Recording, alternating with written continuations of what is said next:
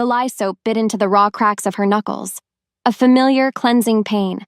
A reminder that she could still feel something. Isolde kept her eyes down, her world measured in the marbled swirls of the great hall floor. A vast, cold territory she knew more intimately than her own face. Each rhythmic scrape of her brush was a defiant heartbeat against the manor's oppressive silence. Not only that, it was a small war won against the whispers that clung to her like soot. Honestly, look at it. You'd think it had never seen a clean dress in its life. Isolde didn't flinch. The voices of her stepsisters, Lyra and Cassia, were as much a part of the hall's acoustics as the crackle of the fire. They descended the grand staircase, their slippered feet silent, their laughter sharp and brittle as ice. More importantly, they were bored, and she was their favorite toy. "The Alpha's claiming ceremony is tomorrow night," Cassia continued, her voice a syrupy poison. "Every respectable female will be presented. Can you imagine this standing before him? What a joke." Lyra tittered, a sound like glass shattering. "He'd probably think it was a new kind of hearthrug and try to wipe his boots on it." Isolde's jaw tightened, a small, hard knot of fury. Her goal was simple, desperate. Finish the floor. Do not look up. Do not speak. Do not give them the satisfaction of a single tear. To show them nothing was the only power she had left, because it was the one thing they couldn't take. Oh, clumsy me. The splash of dark red was a violent bloom against the pale stone she had just scrubbed clean. The scent of spiced wine, rich and sweet, filled the air, a mockery of the lie's harshness. It pooled near the hem of her ragged dress, a stain spreading like blood. She stared at it, a cold weight settling in her chest. Deep down, she knew the truth. It wasn't an accident. It was a signature. An act of casual cruelty painted for the handful of pack members who now watched from the archways, their faces a gallery of pity and morbid curiosity. Still, she said nothing. Without looking up, she reached for a rag, the coarse fabric a comfort in its familiarity. As she began to blot the wine, a single warm drop fell from her nose and landed on the back of her hand. It wasn't a tear. The air was dry, her skin chapped raw. It was blood. A tiny crimson testament to the pressure she exerted on herself, the sheer force required to remain unbowed. From the Alpha's balcony, the great hall was a map of his responsibilities, the ancient timbers above, the pack crest carved into the stone mantle, the silent, powerful warriors standing guard. Every detail was a weight, a legacy. His gaze swept the floor, analytical and detached. His goal was to project absolute authority, to see the threats before they could ever materialize. The Blood Moon Pack was getting bolder, their skirmishes escalating along the northern border. Because of that, he needed unity. He needed to project unshakable strength. And then he saw it. The small, pathetic drama unfolding below. The spilled wine, the girl on her knees. He recognized her, of course. Isolde, the daughter of a once great warrior, a man his own father had respected, now reduced to a ghost in his own house. A flicker of distaste crossed his mind at the sheer pettiness of the act, but he dismissed it. Trivial family politics, a distraction from the real dangers. "A word, Alpha." Dorian turned as Elder Kalen approached, his face a roadmap of ancient pack law and tradition. "The ceremony," Kalen said, his voice low, his eyes fixed on the hall below. "The pack is unsettled. The Blood Moon wolves test our borders daily. They watch for any sign of weakness, Dorian." "They will find none," Dorian stated, his voice flat and hard. "A strong Luna would silence the whispers," Kalen pressed, his gaze pointed. "A political match. An alliance with the Stonefall Pack would secure our eastern flank. The claiming is not merely for you, it is for the pack. It is a show of our future, our stability." The word stability hung in the air, heavy and sharp. Dorian's eyes drifted back to the floor. The girl, Isolde, was finishing her task, her movements economical and devoid of emotion. She was the very picture of instability, of a fallen bloodline, of everything his counsel warned him against. An insignificant, broken piece of his world. Yet, for a reason his wolf could not name, he watched her rise, watched her turn her back on her tormentors, and walk toward the servants' passage without a single backward glance. Her back was straight, her head was high. In that moment, it was the posture of a queen in rags, and it was the most infuriating, insignificant, and compelling thing he had seen all day.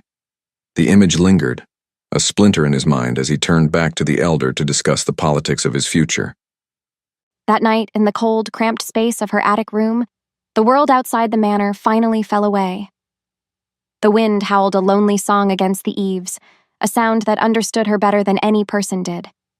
Her fingers, stiff and aching, fumbled under the loose floorboard beneath her cot. They closed around the only thing she truly owned, a small, worn wooden wolf, its edges smoothed by 1,000 secret touches. Her father had carved it for her years ago, his big, calloused hands surprisingly gentle. He'd told her it held the spirit of their line, fierce, loyal, and impossible to break. A lie, as it turned out. Her father had broken. He'd died, and her world had died with him. She clutched the small totem to her chest, the scent of old cedar and something that smelled purely of him clinging to the wood. Her goal in these stolen moments was simple: to remember, to feel the ghost of his love and pretend, just for a moment, that she wasn't alone. Deep down, she knew the truth.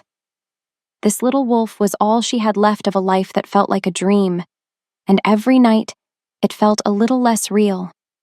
The longing for something more, not silks or jewels, but a simple sense of belonging, was an ache so deep it felt like it had been carved into her bones. Maybe it was fate that she was born to be forgotten. A harsh, grating voice shattered the silence. "Isolde! Get down here this instant!" Without warning, the peace evaporated. Her stepmother, Lady Seraphina. Isolde's body moved on instinct, hiding the wooden wolf back in its sanctuary.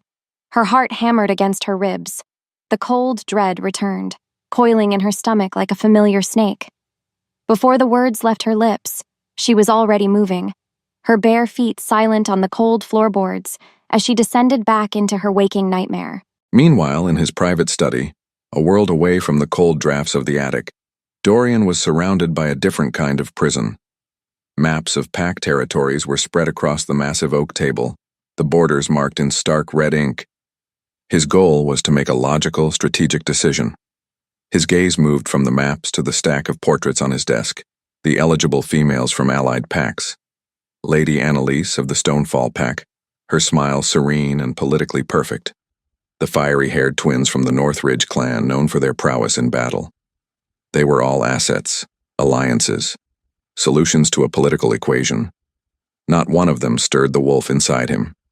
He leaned back in his chair, the leather groaning under his weight, and ran a hand over his face. He felt the immense weight of his title, of his father's ruthless legacy. His father had been a legendary alpha, a man who saved the pack through brutal, merciless tactics. Sentiment, he used to say, his voice like stones grinding together, is a weapon your enemies will turn against you. It was a lesson beaten into Dorian's bones. That's why his own instincts felt so dangerous. He felt trapped by duty, a king in a fortress of his own making. He was powerful, respected, and utterly, completely alone. As the silence stretched, his thoughts, unbidden, drifted back to the girl on the floor, to the straightness of her back, the defiant set of her jaw, a foolish, sentimental distraction. He reached for the portrait of Lady Annalise. This was the logical choice, the right choice. And yet, his hand hesitated, the cold, painted face offering no warmth, no spark, no answer to the restlessness that clawed at him from the inside. Lady Seraphina was waiting in the small, fireless parlor she favored, a room that always seemed to hold the chill of the grave. She was beautiful, her face a perfect porcelain mask that never betrayed the rot beneath. As if pulled by a string, Isolde stopped just inside the doorway, her hands clasped behind her back. "Come closer, child," Seraphina said, her voice a silken thread of command. Her eyes, the color of a winter sky, raked over Isolde's ragged form with undisguised contempt. "I have decided something. You will attend the claiming ceremony tomorrow night." Isolde's breath caught. Her thoughts spun. It had to be a trick, a new, unimagined cruelty. "My lady?" "Oh, don't look so terrified," Serafina purred, rising with a serpentine grace. "It is only right. You are, after all, the last of your pathetic bloodline. It is my duty to present you." Her lips curved into a smile that held no warmth, only the promise of pain. She gestured to a bundle of cloth thrown over a chair. Isolde hadn't noticed it before. "And I have even procured you a dress for the occasion." Before she could move, Serafina swept the cloth from the chair and held it up, and she let it happen. The air left Isolde's lungs in a silent rush. In that moment, her world tilted. It wasn't a dress. It was a statement, a weapon, a shroud, a mockery of fabric, woven from the coarsest, most threadbare rags imaginable, the color of dishwater and despair. It was stitched together with cruel, obvious seams, a garment designed not for wearing, but for shaming. "Every wolf in this pack will be there," Serafina whispered, stepping closer, her voice dropping to a conspiratorial hiss. "The elders, the warriors, the visiting alphas, they will all see you, and they will see what you truly are." She let the rags drop to the floor in a pathetic heap between them. A stain, a nobody. A girl who was born to scrub floors in the dark. The tension broke, leaving only the cold, hard finality of Serafina's decree. Tears burned the back of Isolde's throat, hot and bitter. She choked them down. Tears were a currency of submission, and she would be damned before she paid it. With every heartbeat, she held her stepmother's gaze, a silent war raging in the space between them. Without another word, she bent down, her movements stiff, and picked up the rags. The fabric was rough and insulting against her skin. She straightened up, lifted her chin, and looked her stepmother dead in the eye. "Thank you, my lady," she said, her voice a low, steady tremor. "I will wear it with pride." As she turned and walked away, she could feel Serafina's shocked silence like a physical blow against her back. It was a small victory, a tiny spark of defiance in an ocean of despair. But as she climbed the stairs back to her attic, clutching the instrument of her own humiliation, she knew the truth. The night of the ceremony had now become an execution of her spirit, and she was being forced to walk to her own gallows. The night of the ceremony was a waking nightmare, a fever dream of glittering jewels, suffocating perfumes, and the hungry, watching eyes of the pack. They had forced her into the rags, the fabric scratching against her skin like a constant, humiliating reminder. This is what you are. Her stepsisters had flanked her as she walked from her room, their silks whispering lies with every step. Her goal was a simple, impossible prayer: to be invisible, to be a ghost, to pass through this ritual of power and beauty and emerge on the other side, back in the quiet safety of her attic. But then, the great hall doors swung open, and the world saw her, a collective, indrawn breath, a ripple of whispers that grew into a wave of scornful laughter. The sound washed over her, cold and sharp. She kept her eyes fixed on the floor, on the path she had scrubbed clean just yesterday. Each step was an agony. The hall was a gauntlet of sneering faces and pitying glances. Her heart hammered a frantic, terrified rhythm against her ribs. Don't look up. Don't break. Don't give them the satisfaction. She took her place at the very back, behind the youngest of the unmated females, a shadow trying to melt into the wall. The air was thick with tension, with the primal, electric energy of the claiming.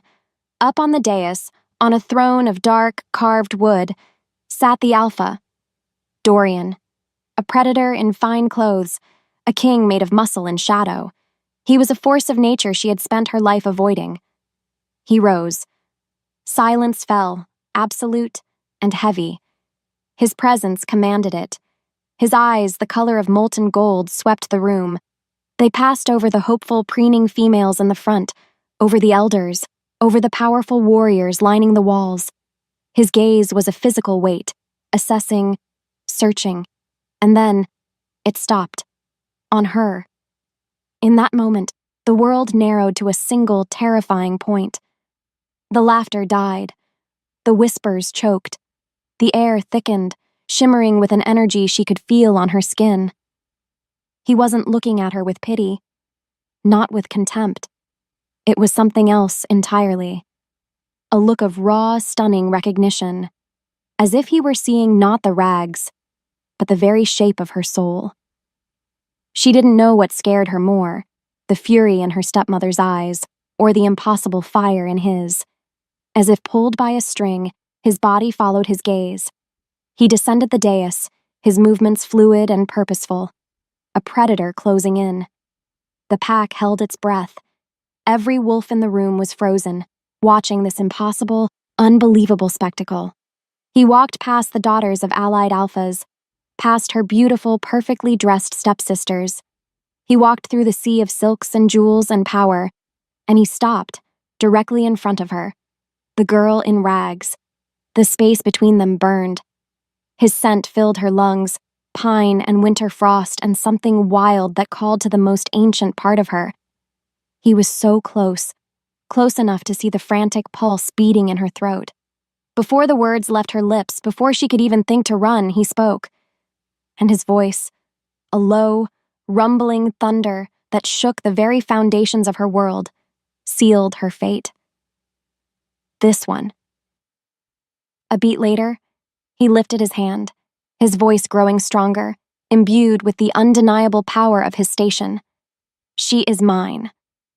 The ceremony was a tedious, necessary ritual, a performance. Dorian sat on his throne, his face an impassive mask, his mind on the blood moon pack, on his borders, on his duty. He saw the rows of females, their faces alight with ambition and hope. Political assets, every one of them. He was supposed to choose one, to forge an alliance, to show the world stability. His father's voice echoed in his head, a ghost of a warning. Strength, boy, always project strength. A leader's heart is a liability. He was so tired of his father's ghost. His wolf, on the other hand, was agitated, pacing, searching the room with a frantic energy he couldn't understand. It dismissed the perfect faces, the powerful bloodlines. It was looking for something else, something real. And then, she entered. The girl in rags. Isolde. The sight of her was a physical blow. The humiliation was so deliberate, so cruel, it was an act of war declared in the middle of his hall. A lesser wolf would have broken. She would have cried. She would have hidden her face. But Isolde, she walked with her head held high, her back straight, a queen of ashes and sorrow. It was the most profound act of defiance he had ever witnessed. And his wolf went still. It was a feeling he couldn't describe. A sudden, shocking silence in his soul. A deep, resonant hum that vibrated through his very bones. It was the sound of a key turning in a lock he never knew existed. Mine. The word wasn't a thought. It was a truth. Primal, absolute, irrevocable. His father's ghost screamed a warning. His logical mind reeled in horror.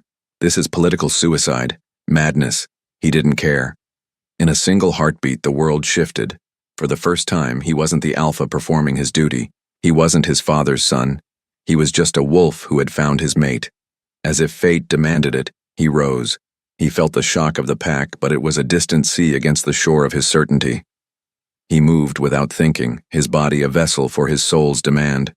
He walked past them all, his eyes locked on her, on the terror and confusion and the fierce, beautiful fire burning in her gaze. He stopped before her, the scent of her filling his senses, not of soap and servitude, but of rain-soaked earth, of hidden strength, and of a loneliness that mirrored his own. Her soul answered his. He knew it. So, he claimed her. This one, he said, his voice a low growl of possession. Then, louder, an unbreakable vow that echoed off the ancient stones. She is mine. The moment the words left his lips, all hell broke loose. The silence shattered. It broke into 1,000 sharp, glittering pieces of outrage. A collective gasp, followed by a roar of disbelief. Isolde felt her knees tremble, certain she was about to collapse. Dorian's hand shot out, his fingers wrapping around her arm. His touch was electric, a brand of heat and power that bolted her to the spot. It was both a cage and the only thing holding her upright. No! The shriek ripped through the chaos, high and piercing. Lady Seraphina. Her face was a mask of pure, murderous fury. She has bewitched him. The whore has used dark magic. She is nothing, a stain. The council of elders surged forward, their faces grim. Alpha, you cannot be serious, one of them boomed, his voice shaking with anger. This is an insult to the pack, to our traditions. You must reject her now. She is a liability, another shouted. The Blood Moon pack will see this as a sign of madness, of weakness. You are endangering us all. The words rained down on her, each one a stone, a blow. Whore, stain, liability, weakness. They were the words she had lived with her whole life, but hearing them shouted in this sacred hall in front of the entire world was a new kind of torture. She wanted to shrink, to disappear, to die. But then, a growl. It wasn't a word. It was a sound from the dawn of time, a low, guttural rumble of absolute lethal authority that started in Dorian's chest and ripped through the hall. Everything stopped. The accusations died in their throats. The elders froze. Even her stepmother fell silent, her mouth open in a silent scream of hatred. My choice is made. Dorian's voice was terrifyingly calm, but his golden eyes were blazing. He was the alpha, not a man, but a force. He squeezed her arm, pulling her slightly behind him, shielding her from the venomous glares.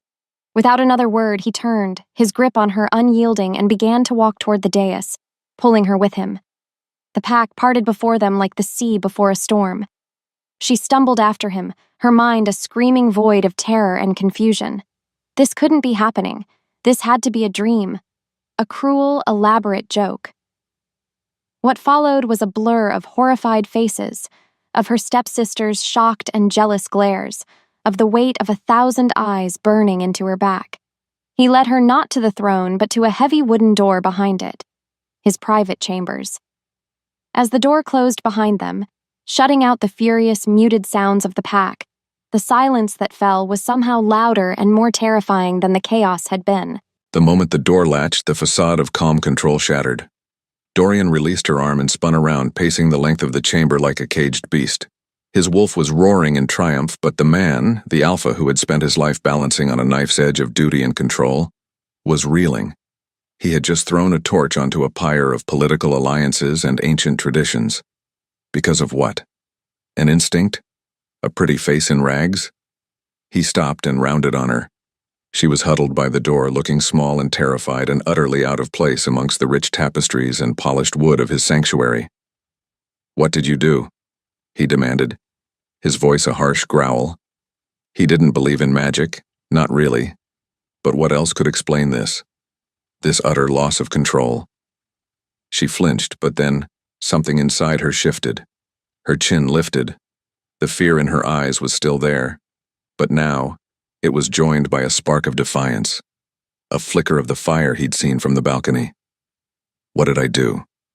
Her voice trembled, but it was laced with outrage. "What did you do? Is this some game? Some new, cruel way to humiliate me in front of everyone? Are you going to laugh and cast me aside once your joke has run its course?" The accusation struck him harder than any physical blow. To make things worse, he saw the truth of it from her perspective. What else could she possibly believe? He had never spoken a word to her, had let her suffer under his own roof, and then he had paraded her in front of the world like a prize. "This is no game," he said, his voice dropping, the anger draining away to be replaced by a grim certainty. The Alpha's claiming, "It is binding. What is done in the hall before the pack cannot be undone." Her eyes widened, the color draining from her face. "Binding?" she whispered, the word a fragile breath. "What does that mean?" He walked toward the massive stone fireplace, resting his hands on the mantel, his back to her. He didn't want her to see the conflict raging within him. It means, he said, the words feeling heavy and foreign on his tongue, that you will stay here, in my chambers, as my chosen. He turned to face her, his expression a mask of cold authority. It means you are now the most protected and the most endangered wolf in this pack. It means, he finished, the words sealing their fate, that whether we like it or not, your life now belongs to me. He watched the last of her defiance crumble, replaced by a stark, bone-deep terror. She looked around the opulent room at the furs on the bed, at the silver goblets on the table, and he knew she wasn't seeing a paradise. She was seeing a fortress of silk and stone. And he was her keeper. Come morning, she awoke to a world of suffocating silence. She was adrift in a sea of silk sheets, the bed so large she felt like a child lost in a snowdrift. Sunlight, thick and golden, streamed through a massive window, illuminating dust motes dancing in the air like tiny captive stars. For a single disoriented heartbeat, she forgot where she was. And then it all came crashing back. The ceremony, the claim, the cage. Her breath caught. She sat up, the silk pooling around her waist, feeling alien and obscene against her skin. On a velvet chair nearby lay a pile of clothes, a dress the color of a summer sky, soft leather leggings, an embroidered tunic, a costume, a doll's clothes for the alpha's new pet. Her goal for the day formed with a cold, hard clarity: she would not be his doll. Moments later, a soft knock preceded the entry of two servants carrying trays laden with food.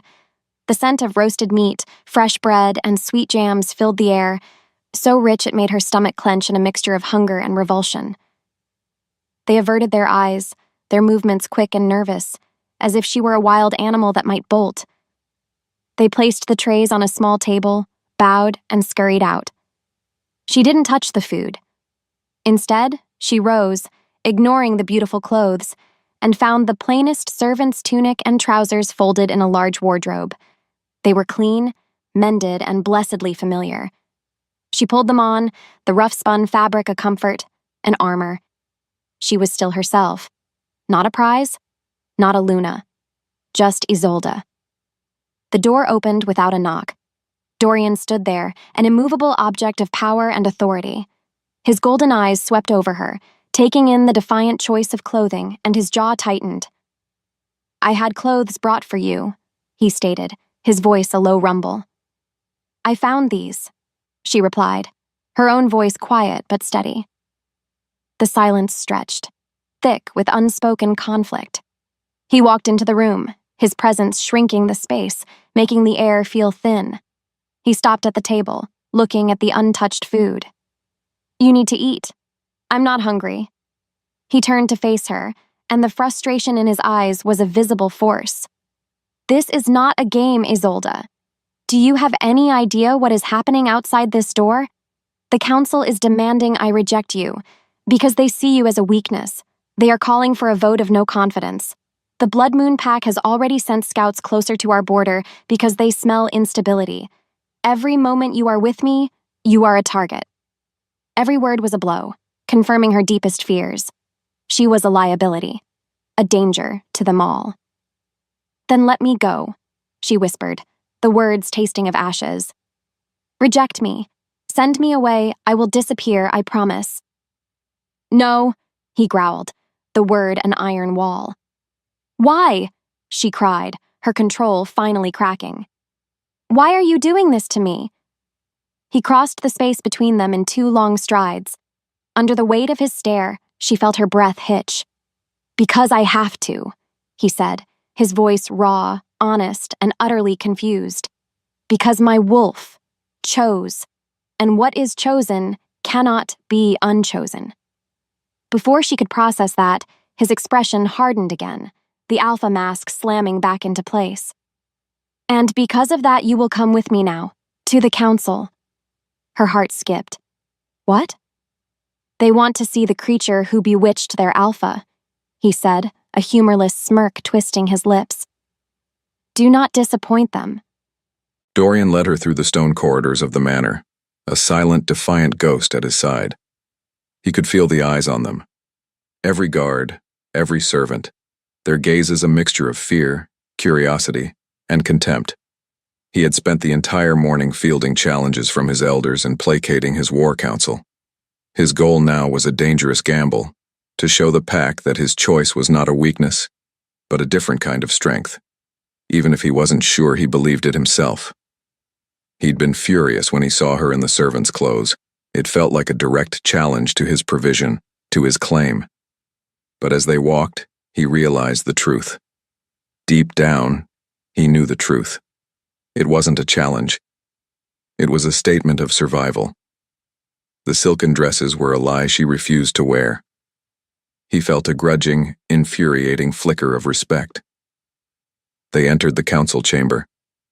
The air was stale with tension and the scent of old grievances. The 10 elders were seated around a massive stone table, their faces grim. And at the head of the table, seated as if she belonged there, was Lady Seraphina. Her smile was a slash of red in her pale, perfect face. "Alpha," an elder named Marcus began, his voice heavy with disapproval. "You have brought—" "The girl."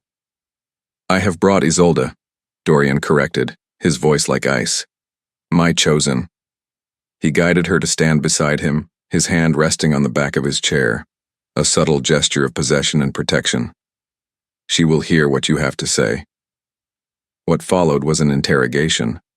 They questioned her bloodline, her history, her loyalties. They spoke of her as if she were an object, a piece of faulty equipment he had inexplicably acquired. Through it all, Isolde stood silent, her eyes on the table, her face a pale, unreadable mask.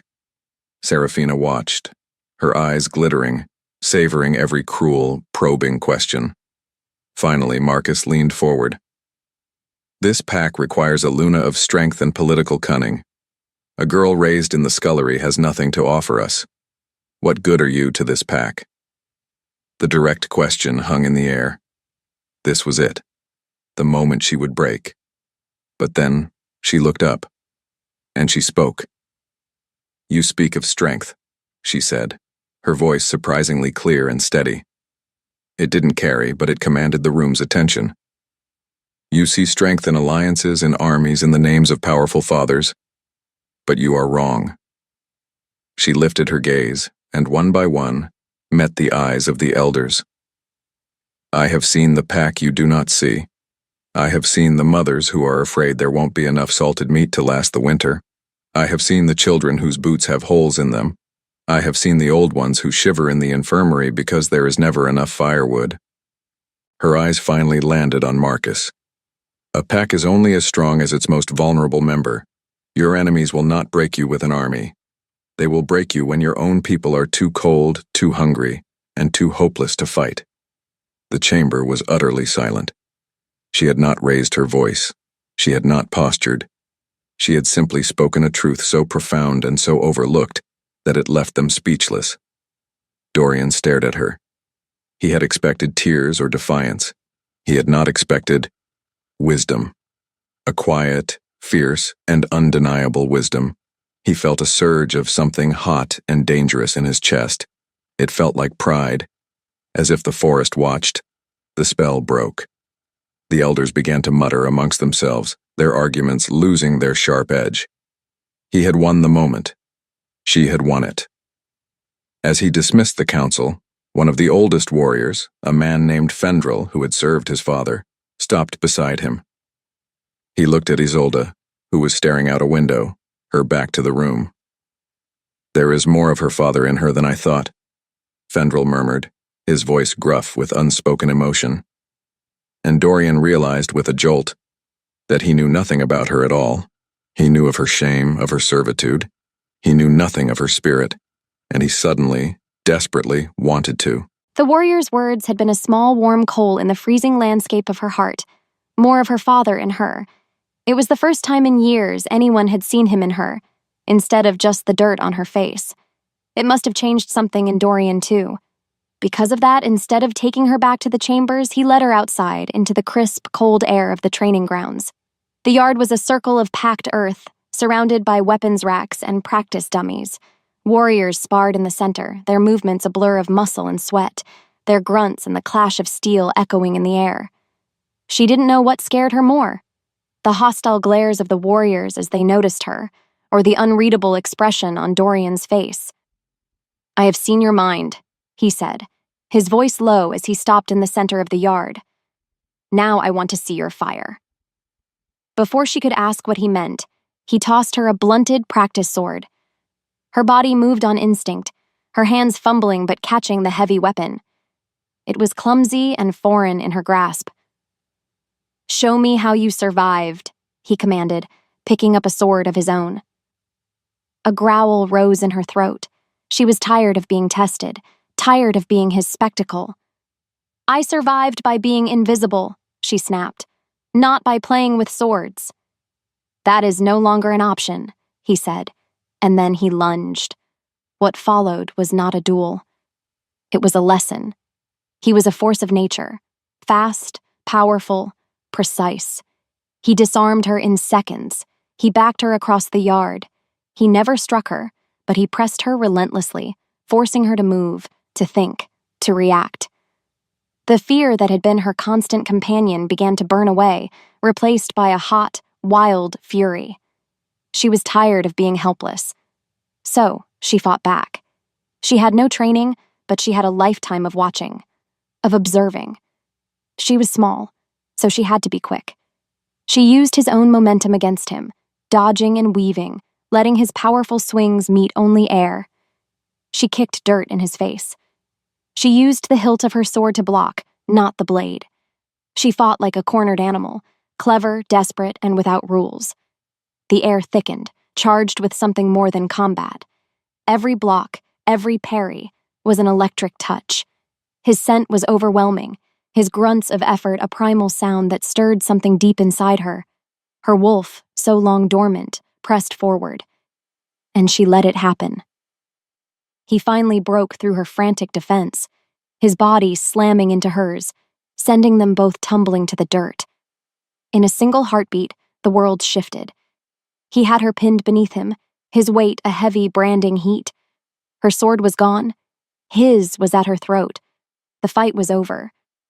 But in the stillness that followed, a new battle began. Her breath came in ragged gasps. Her pulse raced. His face was inches from hers, his golden eyes blazing with an intensity that had nothing to do with combat. She could feel the hard muscle of his chest, the warmth of his breath on her cheek. The space between them burned. Time stood still. The sounds of the training yard faded into a distant hum. Her world tilted, narrowing to the fierce, possessive hunger in his eyes. And her soul answered. The first sound was a single frantic bell, then another, and another. Soon after, the entire manor was shaking with a frantic, clanging roar that vibrated deep in her bones. Attack. The word was a silent scream in the midday air. Warriors surged from the barracks, their shouts sharp and guttural. The scent of fear, sharp and metallic, tainted the wind. Her first instinct, born of a lifetime of servitude, was to hide, to find a dark corner and make herself small. But then, the wounded began to arrive. They were carried in on makeshift stretchers, their bodies limp, their armor rent and bloodied. The infirmary, a long, low-ceilinged room that always smelled of antiseptic herbs, was thrown into chaos. The pack's main healer, an old wolf named Alara, was overwhelmed, her face a mask of frantic stress as she barked orders that no one could follow. Something inside her shifted. This, she understood, not politics, not power, but pain. Without thinking, her body moved on instinct. She pushed through the throng of panicked onlookers and into the heart of the chaos. "Boil more water," she commanded, her voice cutting through the noise with an authority that surprised even herself. "And I need yarrow now for the bleeding." The stunned helpers stared at her for a beat, then scrambled to obey. In that moment, she wasn't the Alpha's controversial pet. She was a lifeline. She knelt beside a young warrior, his leg torn open, his face pale with shock. It was Fen, one of the guards who had sneered at her in the hall just days ago. His eyes widened in recognition, then glazed with pain. "Hold still," she murmured, her voice soft. Her hands, so often raw from lie, were surprisingly gentle as she cleaned the wound. She remembered her mother, a woman with a deep knowledge of the forest, showing her which leaves to chew for a fever, which roots to boil for an infection. "This knowledge is a part of you," she'd said. "It's the pack's true strength, our ability to heal ourselves." A story she hadn't thought of in years. So, she worked. She sorted the herbs Ilara's assistants brought her: feverfew for the pain, poultices of comfrey for the bones, yarrow to stop the bleeding. She stitched wounds with a steady hand, her focus absolute. She spoke to the wounded in a low, calming murmur, her presence a quiet anchor in the storm of their pain. She was no longer a ghost. She had a purpose. She was useful. More importantly, she was saving them. Hours later, by the time the last of the wounded were stabilized, the infirmary was quiet but for the low groans of the recovering. She was on her knees, exhausted, wiping blood from her hands with a damp cloth. "Thank you." She looked up. It was Fen. His eyes were clear, his face filled with a raw, humbling gratitude. "You saved my leg," he whispered. "You saved me." Before she could answer, a shadow fell over them. Dorian. He stood in the doorway, his armor splattered with mud and blood that wasn't his. He wasn't looking at Fen. He was looking at her, and the expression on his face. It was something she had never seen before. Not possession, not frustration. It was awe. He had found her in the heart of the carnage, not a frightened girl, but a healer. Calm, competent, fierce. He'd watched, unseen, for what felt like an hour. He watched her command the room with a quiet authority that his own alpha growl sometimes failed to achieve. He watched her gentle hand save the very warriors who had scorned her, and every moment was a revelation. Every life she touched was a testament to a strength he had never known she possessed. It felt like pride, a deep, protective, and utterly terrifying pride. That night he found her alone by the riverbank behind the manor, washing the last of the blood from her hands in the icy water. The moon was a silver sliver in the sky, its light turning her hair into a dark halo. She looked small, and tired, and more beautiful than any woman he had ever seen. His goal was simple, impossible: to connect, to understand, to break free from the prison of his own making. He approached her, his footsteps silent on the damp earth. She didn't startle, as if she had sensed him all along. He stopped beside her, saying nothing, and simply watched the water sluice over her scraped knuckles. On her right palm, a small, deep cut still oozed blood. Without a word, he took her hand. Her skin was cold, but a jolt of heat shot up his arm at the contact. He gently turned it over, his thumb stroking the soft skin of her wrist. He dipped a clean corner of his own tunic into the river and began to clean the cut with a tenderness that felt foreign and frighteningly natural. The silence stretched. "My father," he began, his voice rough, the words catching in his throat. He stopped, forcing himself to continue. "My father taught me that to care for one wolf above the pack was a path to ruin, a weakness an enemy could exploit." He looked up from her hand, his eyes meeting hers in the pale moonlight. He was a hard man. He ruled through fear because his own fear of losing the pack was so great. She listened, her expression unreadable, her gaze never leaving his. "When I saw you today, in there, saving them," he faltered. "It didn't feel like weakness. It felt like the heart of the pack, a strength I didn't know we were missing." As the truth unraveled, something between them cracked. A small, sad smile touched her lips. "I've spent my whole life trying to be invisible," she whispered, her voice a fragile thread of sound. "Because I believed if anyone really looked at me, all they would see is what my stepmother sees. Something worthless, a stain to be scrubbed away." Her vulnerability was a physical blow. He saw her then, truly saw her, not the rags, not the alpha's choice, but the unbroken spirit, the resilient heart, the wolf his soul had recognized from the very beginning. In that moment, he leaned in. The kiss was not the claiming of an alpha. It wasn't a kiss of passion or possession or fire. It was a question, a confession, a quiet, desperate prayer. It was tender and searching and achingly soft. It was the taste of her sorrow and his loneliness, of shared wounds and the fragile, impossible hope of being seen. Her lips were hesitant at first, then softened, answering his silent question with one of her own. For a single, perfect heartbeat, there was no pack, no politics, no war, just them. Alpha! The shout shattered the moment. They sprang apart as a warrior burst from the trees, his face pale with urgency. A message from the Blood Moon Pack. It was tied to an arrow at the gate. He held out a piece of rolled parchment. Dorian took it, his heart turning to ice. He unrolled it. The words were written in what looked like dried blood. We have seen your weakness. We have seen the scullery maid you call your mate. We will take her from you. And when we do, your pack's heart will be cut out. And your people will fall. Dorian's blood ran cold. He looked up from the scroll, at Isolde's terrified face. The heart of the pack, his strength. And now, his greatest vulnerability. The tenderness vanished. In the span of a breath, the man who had just kissed her with such soul-shattering gentleness was gone, replaced once more by the cold, hard mask of the Alpha. Dorian's eyes were flint, his jaw set like stone. The connection they had just forged, it was already gone, severed by a few lines of hateful ink. "What is it?" she asked, her voice trembling. "Dorian, what did it say?" He didn't answer. Instead, he crushed the parchment in his fist. "Call the council," he snarled at the warrior. "Now!" The emergency meeting was a nightmare of fear and accusation. Isolde stood beside Dorian's chair, feeling like a ghost at her own trial. The threat had been read aloud, and now all eyes were on her. She was no longer the hero of the infirmary.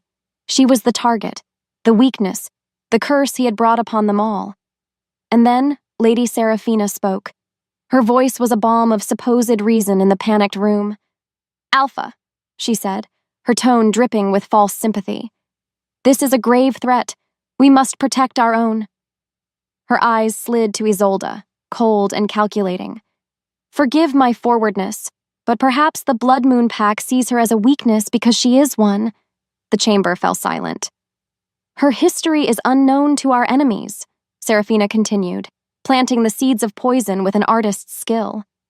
"Her allegiance is untested. She has no training, no guard. She is an easy target for any wolf who wishes to harm us." Then came the final venomous twist of the knife. "Perhaps she is even a willing one? Who's to say they haven't already reached out to her, promised her a freedom you cannot provide?" A gasp rippled through the room. The poison had found purchase. The elders looked at Isolde with new, suspicious eyes. The idea was monstrous, unthinkable. And yet, she was an outsider, a nobody. Why shouldn't she betray them? Isolde's chest ached. She looked at Dorian, silently pleading with him to see the lie, to defend her. And the silence roared. He was looking at her, his face a storm of conflict. She could see his doubt. She could see his father's ghost whispering in his ear. "Sentiment is a weapon your enemies will turn against you." With a single glance, the hope that had bloomed between them by the river withered and died. He rose, his voice a cold, flat command that broke her heart. "The threat is against her, so she will be protected."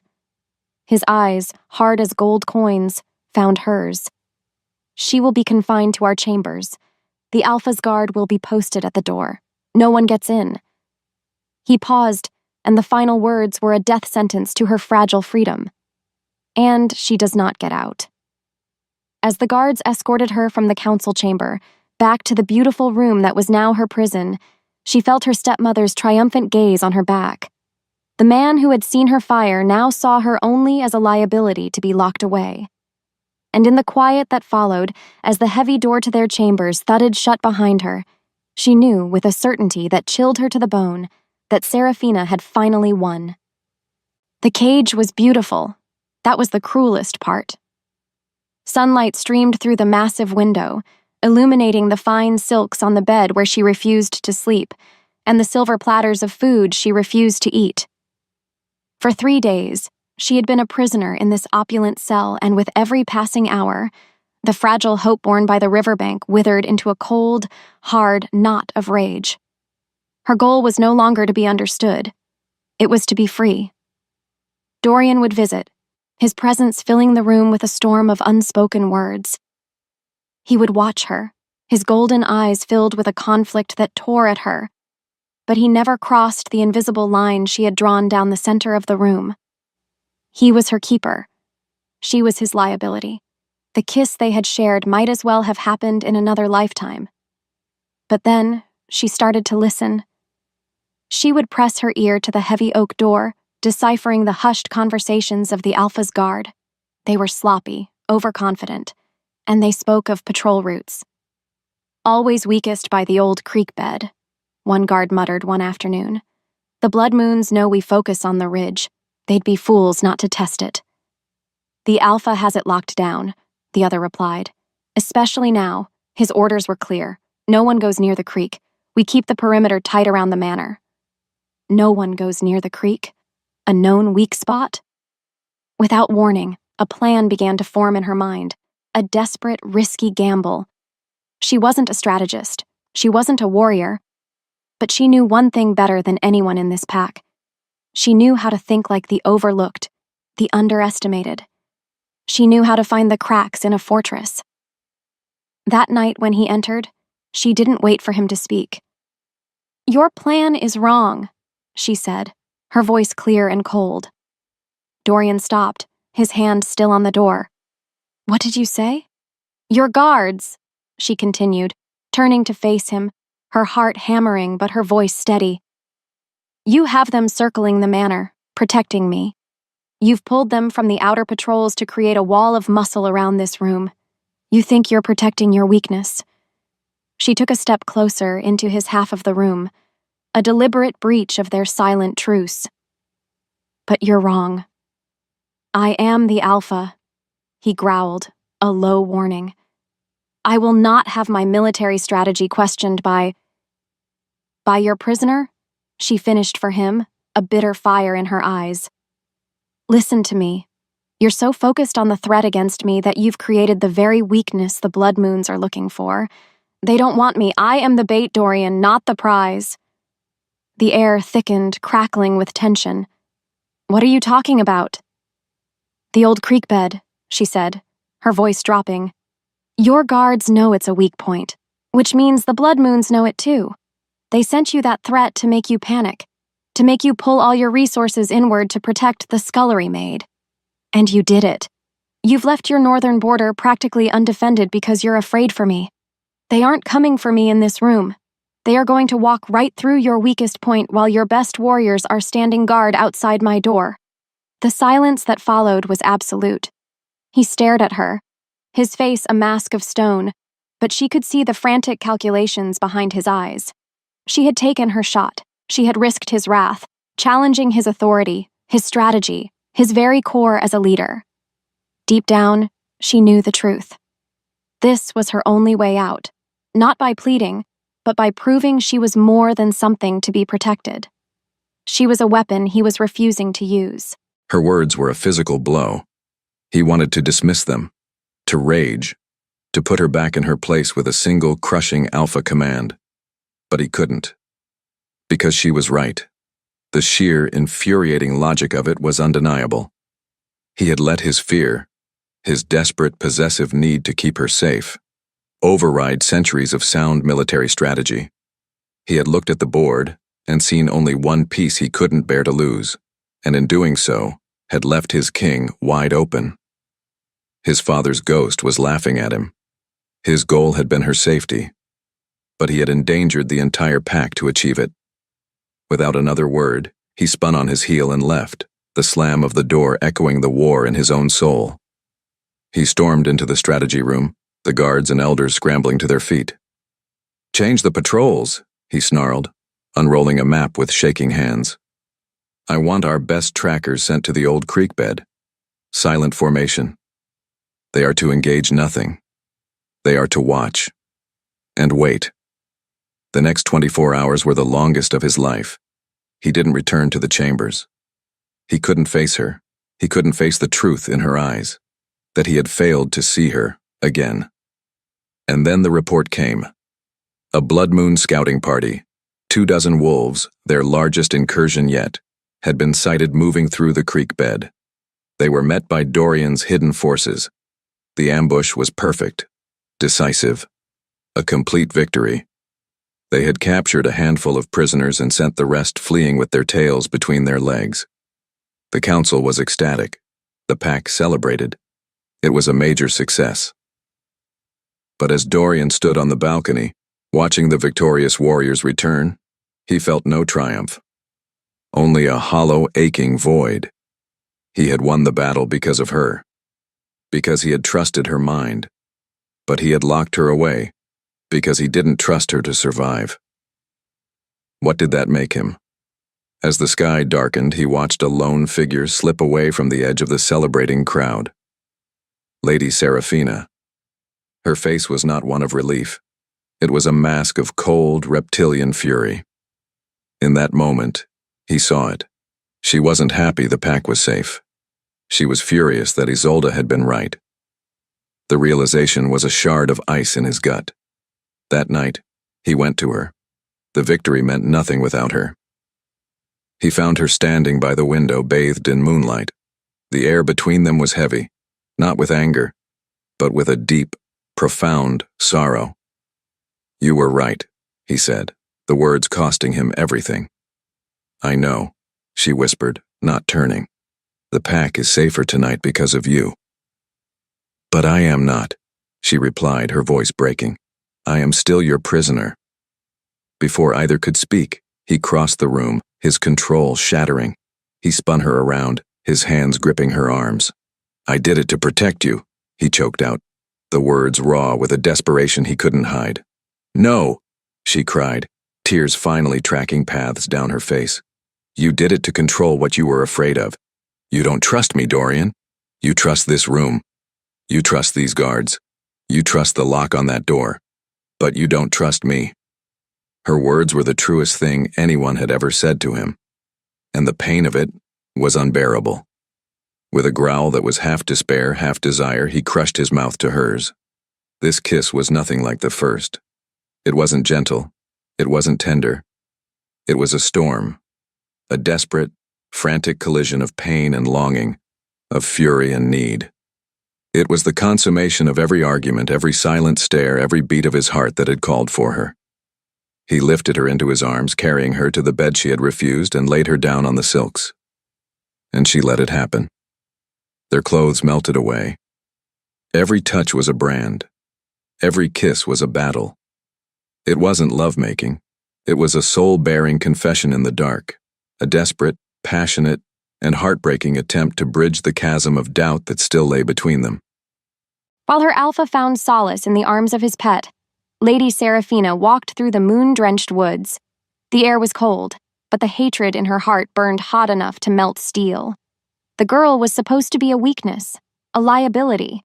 Instead, she had become a strategist, a hero. She was winning the pack. She was winning him. The time for subtlety was over. She stopped in a dark clearing. A moment later, a massive wolf emerged from the shadows, its fur the color of dried blood. It shifted, the sound of cracking bones and tearing flesh a sweet music to her ears. The Blood Moon Pack's Beta, Kalen's embittered nephew, stood before her, his eyes glowing with ambition. "Your alpha grows stronger," the Beta snarled. "The girl gives him an edge." "The girl is the key," Seraphina corrected, her voice a silken whisper. "And I am going to give her to you."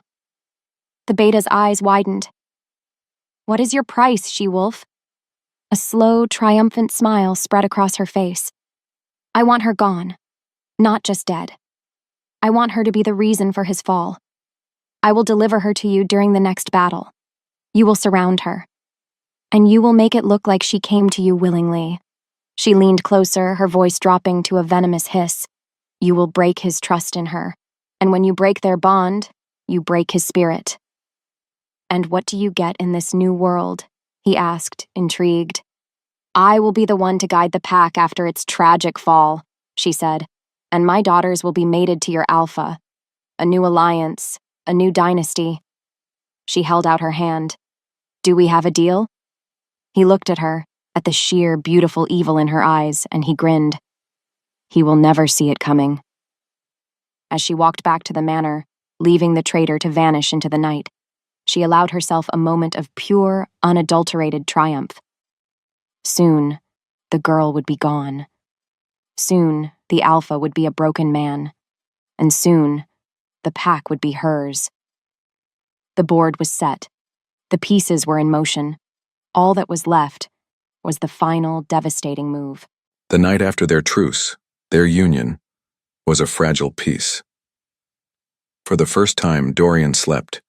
A deep, dreamless sleep, with Isolde's warmth a solid, living anchor beside him. He awoke before dawn, the scent of her tangled in his sheets, a peace settling in his bones that he had never known. He was not just an alpha. He was hers. And she was his. He finally understood. But then, the horn sounded. Not a single warning bell this time, a full-throated, screaming chorus of war horns from the northern ridge.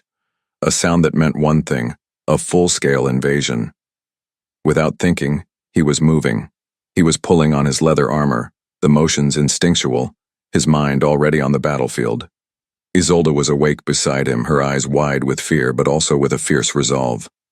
Go, she whispered, her hand finding his. I will go to the infirmary. I will be ready. He crushed her hand in his heart a frantic drum. Stay safe, he growled, the words a prayer. Promise me. Always, she promised back. And then he was gone, a blur of motion, the alpha running to meet the war at his doorstep. The battle was a maelstrom of blood and fury. He fought with a clarity he'd never possessed. Every enemy that fell before him was a threat to her. Every swing of his sword was a defense of the future he had just begun to believe in. He was a whirlwind of controlled rage, his warriors rallying to his side, inspired by the fire in their alpha's eyes. Hours bled into a crimson blur. During a brief, desperate lull in the fighting, as they pushed the first wave of blood moons back from the main gate, he finally had a moment to breathe. His first thought, his only thought, Isolde. He scanned the chaos behind the lines, his eyes searching for her near the infirmary tent. But he couldn't see her. Panic, cold and sharp, lanced through him. Has anyone seen Isolde? He roared at a nearby warrior. The man's face was pale. No, Alpha, not since the first wave. A cold dread began to coil in his gut. He started moving, his search growing more frantic. He checked the infirmary. Only Alara and her assistants, their faces grim. He checked the Great Hall, now a makeshift triage center. She wasn't there. Then, the whispers started. A poison on the wind. It came from one of Seraphina's most loyal council members. Strange, the man muttered to a group of warriors, his voice laced with false concern. She was seen heading toward the west wall, alone. Another of Seraphina's allies added to the lie. She just vanished, right when the fighting was thickest, as if she were meeting someone. The final drop of poison came from an elder Dorian had never trusted. She was never one of us, was she? Not really. The words were insects crawling under his skin, a sickening echo of his father's warnings, of the council's accusations, of his own deepest, most hidden fears. His mind rejected it. No, his heart knew her. His soul knew her. But the fear was a living thing. Just then a scout, his eyes wide with a terror that had nothing to do with the battle, stumbled toward him. He was panting, his hand pointing toward the dark line of the woods beyond the fighting. Alpha, he choked out, his voice a ragged gasp. She has been found. He swallowed hard, his gaze darting around as if he was afraid to speak the words. She's with them. The battle was chaos. The infirmary was already overflowing. Isolde's goal was clear: get more supplies from the storeroom near the west wall. She was moving with purpose, her fear a distant hum beneath the urgent need to help. She was no longer a liability. She was a part of this pack's heart, and she would fight for it. As she rounded a corner, a figure emerged from the swirling smoke. Isolde! It was Lady Seraphina. Her face was a mask of convincing terror. Thank the spirits I found you. It's not safe here. The west wall is about to fall. I know a way. A safe passage through the old tunnels. We can get you to the deep shelters. In the chaos, in the smoke and screams, the lie was a perfect illusion of salvation. For a single fatal moment, Isolde believed her. Relief flooded her. Show me, she gasped. Seraphina grabbed her arm, her grip surprisingly strong, and pulled her toward a dark, shadowed archway. This way! Hurry! They plunged into the shadows. And then they were there. Two massive blood moon warriors, waiting. Before she could scream, before she could even process the betrayal, a heavy cloth was shoved over her face. The world spun into a black, suffocating void. When she came to, she was on her knees in a small, quiet clearing. The sounds of the main battle were a distant, muffled roar. Her hands were bound behind her. The rival Alpha, a cruel, scarred wolf of a man, stood before her, a predatory smile on his face. He wasn't hurting her. He wasn't even touching her. He was just talking. And so, you see, he was saying, his voice calm and conversational, your Alpha's sentimentality has doomed you all. And then she saw him. Dorian, bursting through the trees like a vengeful god, his face a storm of rage and terror. Hope, fierce and blinding, erupted in her chest. He's here. He's come for me. Her goal, her only prayer, was to see the love in his eyes, the unwavering trust that would burn this nightmare away. He stopped at the edge of the clearing. He saw her. He saw the rival Alpha. And he saw the scene that had been so perfectly, so poisonously set for him. The rival Alpha looked from her to Dorian, and he smiled. It was not a smile of triumph. It was a smile of shared conspiracy, as if they were all in on a secret together. He took a deliberate step away from her, leaving her exposed in the center of the clearing as if presenting a gift. And she watched it happen. She watched the fire in Dorian's eyes flicker. She watched the rage cool into something else, something colder, sharper, something that cut her deeper than any blade. It was doubt, cold, shattering suspicion. He looked at her, and for a heart-stopping second, he didn't see his mate. He saw a traitor. In that moment, the world went silent. The battle, the shouting, the entire world faded away, leaving only the crushing weight of his gaze. She watched him take a single, almost imperceptible half-step, backward, and her heart didn't just break. It turned to dust. The man who had seen her soul now questioned it, the one person who had finally seen past the rags, now only saw a lie. Her worst fear, the one she had carried in the dark her entire life, had come true. She was worthless, she was untrustworthy, and he believed it. A single tear, hot and heavy, escaped her eye and carved a clean path through the grime on her cheek. She lowered her head, the weight of his doubt a heavier chain than any rope. The last ember of her hope went out. In the quiet that followed, she knew. Her stepmother hadn't just won. She had annihilated her. The enemy camp was a circle of hell she hadn't known existed. They dragged her through the mud and threw her into a makeshift cage, a pen of sharpened stakes and raw earth. Her beautiful, terrible prison in the manor was a palace compared to this. The air stank of unwashed bodies, stale fear, and the metallic tang of old blood. She landed hard, the impact jarring her bones, and a chorus of whimpers greeted her from the shadows. Her world had shrunk to this: dirt, despair, and the crushing absolute certainty that Dorian had left her to die. The pain of it was a physical thing, a cold, heavy stone in her chest. For an hour, she allowed it to drown her. Her goal was simply to stop feeling, to let the darkness take her. But then, a child coughed, a dry, rattling sound that shook his tiny frame. Her eyes slowly adjusted. She saw them. The other prisoners. They weren't warriors. They were the forgotten ones.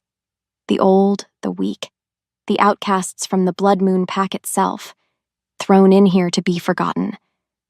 A woman with haunted eyes clutched the coughing child. An old man with a lame leg stared at nothing. A girl no older than her stepsisters shivered in a corner, her face streaked with tears and dirt.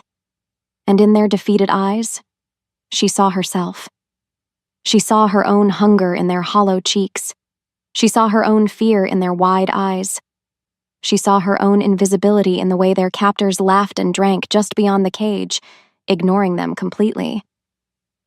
As if the forest watched, something inside her, something that had been beaten down into a tiny, glowing ember, roared back to life. Her despair was a luxury. Her heartbreak was a privilege. They had nothing but this cage. She had survived Seraphina. She had survived the pack's scorn. She had survived the shattering of her own heart. What was one more cage? Her despair burned away, leaving behind a cold, hard, and beautifully simple fury. Her goal was no longer to be rescued. It was to get them out. "Hey," she whispered, her voice a rough crackle. The shivering girl looked up, her eyes wide with fear. "What's your name?" Lyra," the girl stammered. "Not anymore," Isolde said, her voice gaining strength. "Tonight, your name is Fire.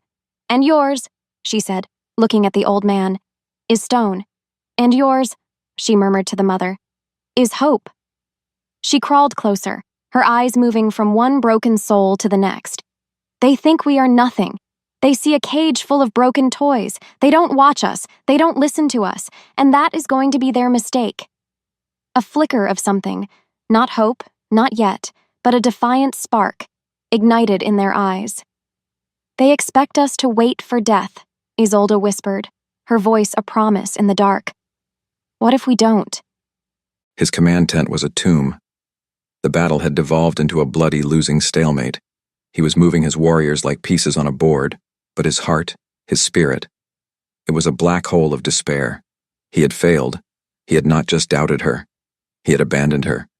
The memory of the look in her eyes as he stepped back, that shattering of her soul, was a wound that would never heal. He was going through the motions, a hollow shell of an alpha, leading his pack to ruin because its heart was already dead. Alpha! The tent flap was thrown open. The old warrior, Fendrel, stood there, his face a grim mask of fury, his knuckles white where he gripped a small, struggling man. It was one of Seraphina's personal guards. "Get out!" Dorian snarled, his voice dead. "I have a war to lose." "No," Fendrel said, his voice an iron command that no one had used with Dorian in a decade. He shoved the guard forward, sending him sprawling to the dirt floor. "You have a war to win." "What is this, Fendrel?" Dorian asked, his weariness a physical weight. "This is the truth you refuse to see." Fendrel's eyes blazed with a loyalty that Dorian knew, with a fresh stab of guilt, he did not deserve.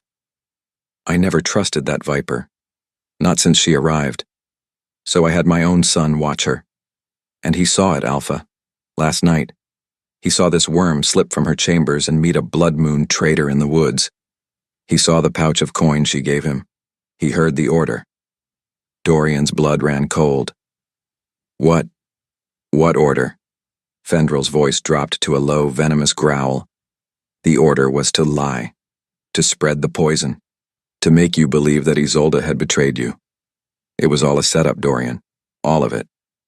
The truth was a physical weight, crushing the air from his lungs.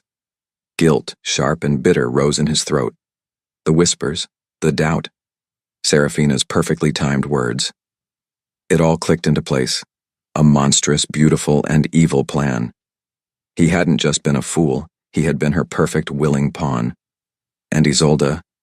What had he done to Isolde?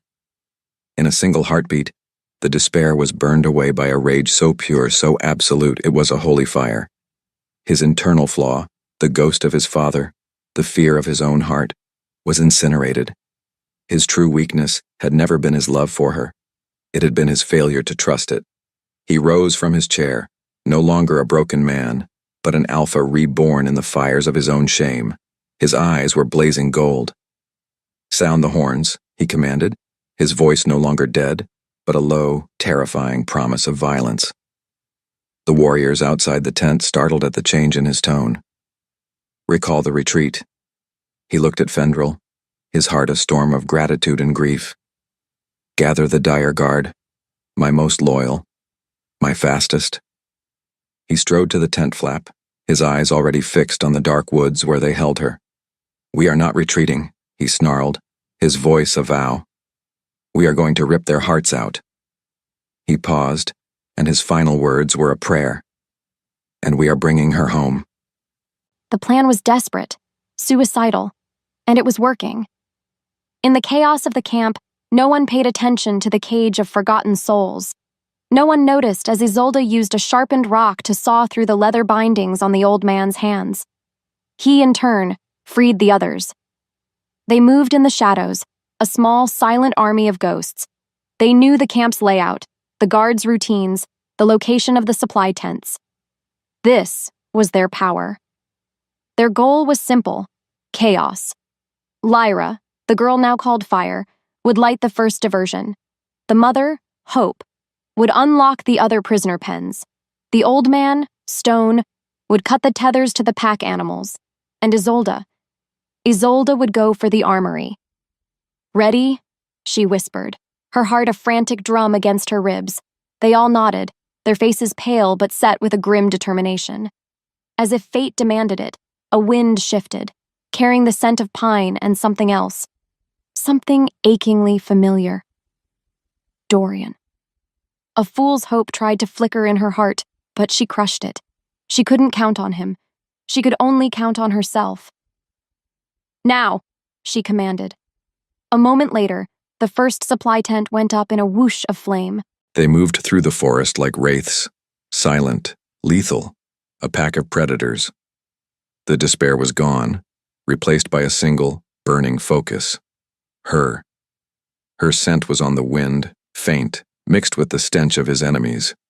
He followed it, his wolf clawing at the inside of his skin, desperate to be free, desperate to reach her. And then he saw it.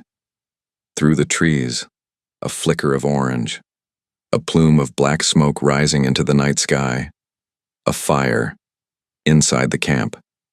Screams erupted, shouts of confusion. The disciplined lines of the Blood Moon camp were breaking.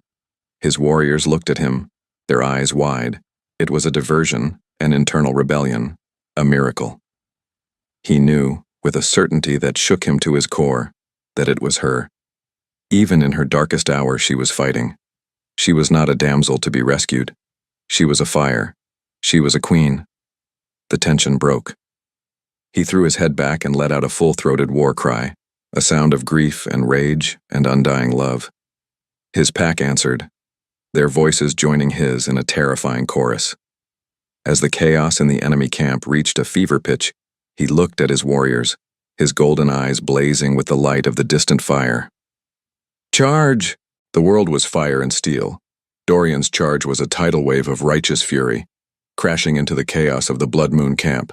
His warriors, his pack, followed him without question, their howls a song of vengeance. But he barely heard them. His senses were narrowed to a single burning point, a scent on the wind. Her. And then, through the smoke and swirling bodies, he saw her. The moment their eyes locked, the battle faded to a dull roar.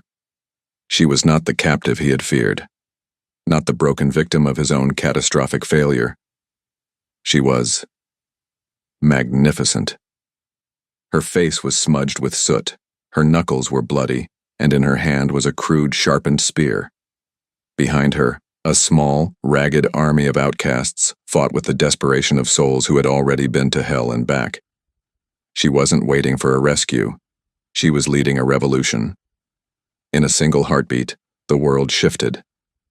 The last of his father's ghost, the fear, the doubt, the cold logic, was burned away by the sheer brilliant fire of her spirit.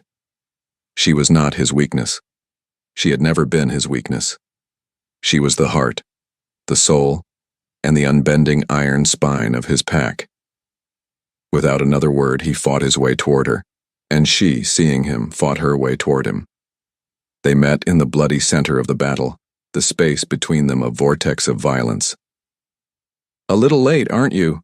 she yelled over the din, a wild, beautiful smile on her face as she drove her spear into the gut of a blood moon warrior. "I was giving you a head start," he roared back, his sword cleaving through another enemy's shield. And then they were back to back, a seamless, deadly dance. He was the storm. She was the lightning. He was the unmovable rock. She was the clever, deadly river that flowed around it. His powerful, sweeping blows created openings, and her quick, precise stabs ended the threats. The warriors around them, both friend and foe, stared in awe. They were not an alpha and his mate. They were two halves of a single perfect predator. As if fate demanded it, their path cleared, and they stood before their final demons. The Blood Moon Alpha, Kalen's nephew, stood before them, his face a mask of snarling disbelief. And beside him, her beautiful face twisted into a mask of pure hatred, was Lady Seraphina. "Kill them!" Seraphina shrieked, pointing a trembling jeweled finger. The rival Alpha lunged at Dorian, a beast of pure muscle and rage. Dorian met him with a growl that shook the earth, their battle a clash of titans. At the same time, Seraphina stalked toward Isolde. "You pathetic little whelp," she hissed, her eyes wild. "I should have drowned you in the lye bucket the day your father died." But the girl who had once flinched at her voice now stood her ground. "No," Isolde said, her voice quiet but carrying with the weight of absolute certainty. "You should have been a better person, but you weren't strong enough. I am the wife of a respected warrior. I am a lady of this pack," Seraphina screamed. "No," Isolde repeated, taking a slow step forward. "You are just a bitter, lonely woman who was terrified that a girl in rags had more spirit than you ever would." As the truth unraveled, something inside Seraphina seemed to break. "My power," Isolde continued, her voice resonating with the strength she had finally claimed, "comes from what I build. Yours only ever came from what you could destroy." Seraphina lunged, her nails like claws, but Isolde didn't even flinch. She simply sidestepped, and Seraphina, clumsy in her rage, stumbled and fell into the mud. She looked up, her perfect face ruined, her power gone. Defeated, not by a sword, but by the truth. In the span of a breath, it was over. A final, sickening crunch echoed as Dorian ended his own battle. He stood over his vanquished foe, his chest heaving. The fighting stopped. The silence that fell was filled with the panting of exhausted warriors. And every single eye, Silverstone and Blood Moon alike, was on Isolde. Not on the Alpha. On the girl who had started a fire with nothing but embers. The silence after the storm was the strangest thing. The air was thick with the smell of blood and cooling metal. The ground was littered with the cost of their victory. Her body ached, a deep, bone-weary exhaustion settling over her. Her ragged army of outcasts stood nearby, no longer prisoners, their faces a mixture of shock and dawning hope. And then he started walking toward her. Dorian.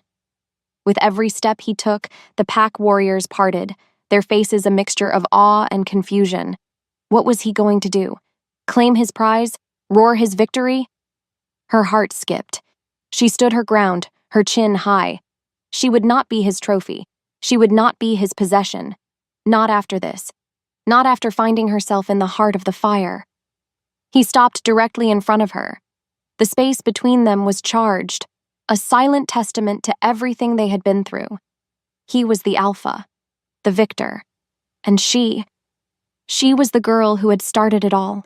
But then he did something that no one in the history of their pack had ever seen an Alpha do. He knelt. He dropped to one knee in the blood-soaked mud before her. A collective gasp rippled through the warriors. It wasn't the gesture of a conqueror. It was the posture of a penitent, the act of a king swearing fealty to his queen. He looked up at her, and his golden eyes, stripped of all pride, all arrogance, held nothing but a raw, humbling, and soul-shattering love. "Isolde," he said, his voice thick with an emotion that made her own throat ache. He spoke not just to her, but to every wolf watching. I told you that your life belonged to me. I was wrong. He took her hand, his calloused palm rough against her bloody knuckles. He held it not with possession, but with reverence. You are the heart of this pack, he declared, his voice ringing with the absolute power of his conviction. Not as my Luna, not as my mate. He paused, and his next words would forever change the world they lived in. As my equal. He lowered his head, pressing his lips to the back of her hand in a gesture of profound, unbreakable loyalty. Tears she didn't know she had left to cry burned in her eyes. But she didn't let them fall. Instead, as the silence roared with the weight of his vow, she reached down with her free hand and placed it on his shoulder. She squeezed, a gesture of strength, of acceptance, and then she pulled him to his feet, warrior to warrior, heart to heart, home. Weeks later, the manor no longer felt like a prison. It felt like a home being rebuilt, board by board, soul by soul. The scent of fresh-cut lumber and baking bread had replaced the stench of fear. Isolde stood on the training grounds, not as a spectacle, but as a leader. She wore practical leathers, a comfortable weight against her skin. Before her stood a new unit of pack sentinels, the outcasts she had freed. Fen, his leg now healed, stood beside her, his new second in command. Fire, Stone, Hope. They were all there, their faces no longer haunted, but filled with a fierce, quiet pride. She was teaching them to fight not with brute strength, but with cleverness. To use their minds, to see the cracks in a fortress because they had spent their entire lives living in them. A comfortable, familiar presence settled beside her. Dorian. He didn't speak. He didn't interrupt. He simply stood with her, his shoulder almost touching hers, a quiet, supportive shadow. The silence between them was no longer a battlefield. It was a sanctuary. They're learning fast, he finally said, his voice a low, warm rumble beside her ear. They've always been strong, she replied, a small smile on her face as she watched Hope disarm a warrior twice her size. They just needed someone to see it. In the quiet that followed, she turned to look at him. Really look at him. The haunted look was gone from his eyes, replaced by a deep, steady calm. The weight of his father's legacy had been lifted. What are you thinking? He asked, his gaze soft. Her smile widened. She looked out at the pack, at the new life they were building from the ashes of the old. She looked at the warriors and the healers, the builders and the children, and she finally felt like she belonged. Her voice trembled, but with joy, not fear. I was just thinking, she whispered, her eyes finding his again, that embers are strongest right after the fire. Her heart skipped.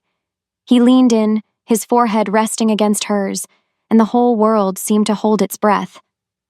And we, he murmured, his voice a promise that smelled of pine and winter frost and home, are just beginning to glow.